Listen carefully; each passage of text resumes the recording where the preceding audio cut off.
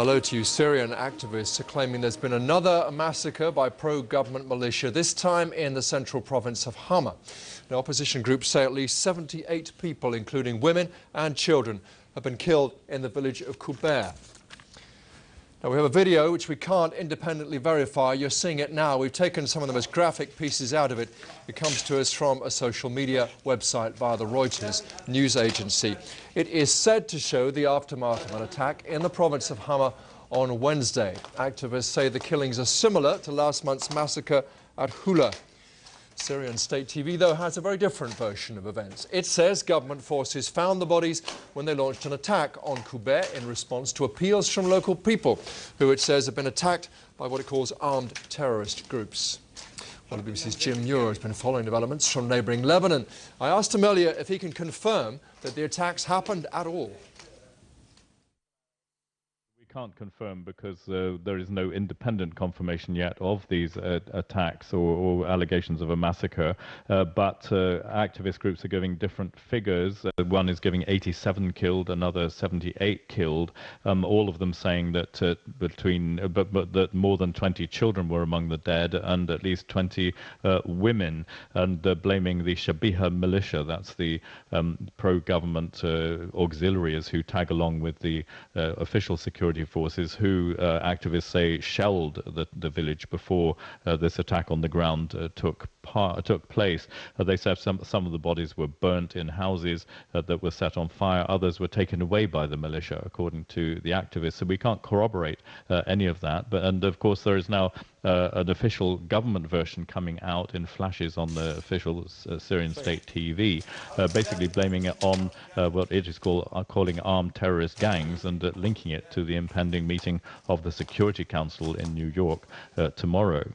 The BBC's Jim Muir there in neighbouring Lebanon. Well, Mocab al-Hamadi is a local activist who's in Hama. We can talk to him on the webcam now.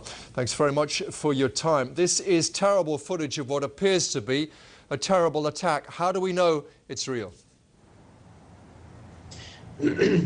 Of course, Syrian official TV and the Syrian government can say whatever they want. But as long as they are not allowing world media to be inside, they don't have the right to make allegations against any party. The regime is responsible for every massacre and every crime that is happening in Syria right now, even if they claim that they are not the one who did that. Well, to be fair, I'm sorry to interrupt you. Just to be fair, they are not making allegations. They are saying that their forces found these killings. They're not saying who made the killings, who did the killings, apart from terrorists, but that these bodies were found when their forces went in to help local people.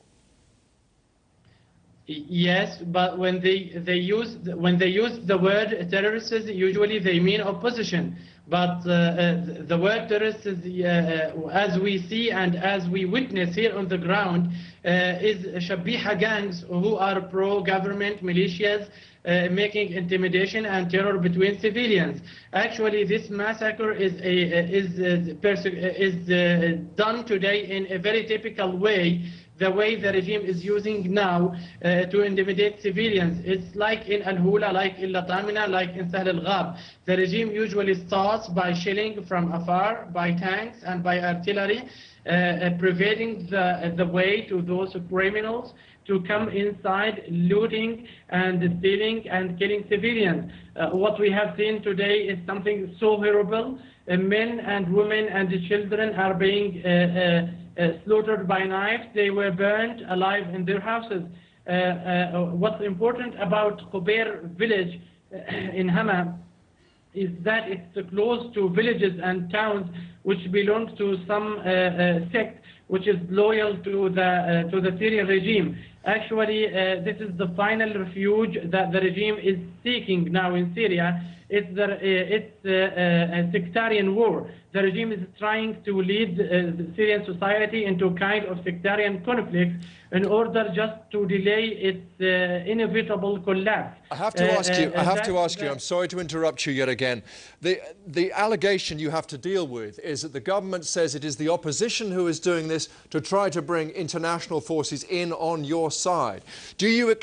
How do you deal with that allegation, and do you expect these killings to materially affect the political debate? There's a very important meeting tomorrow.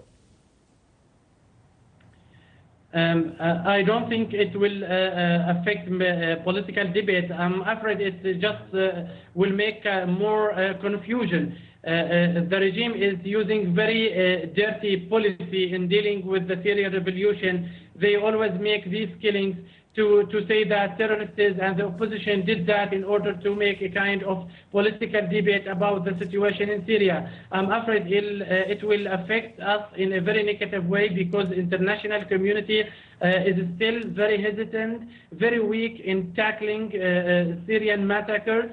The regime always is trying to take everything to his side.